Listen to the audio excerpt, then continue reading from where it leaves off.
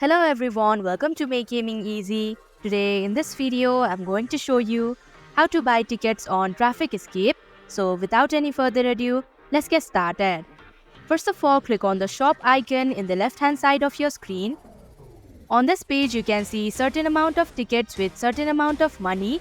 Now all you have to do is select how many tickets you wanna buy.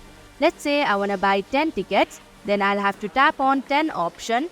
Then a pop-up menu will appear where you'll have to click on Add Credit or Debit Card option. Then all you have to do is enter your card details and enter the amount of money you'll have to pay. After that, you'll have to check out and your account will be added with 10 tickets. So that is how you can buy tickets on Traffic Escape. Thank you for watching Make Gaming Easy. I hope this video was helpful to you. If it was, hit the like button and comment down if you have any questions or feedback. Also, if you are new to our channel, subscribe and hit the bell icon so that you don't miss our upcoming videos.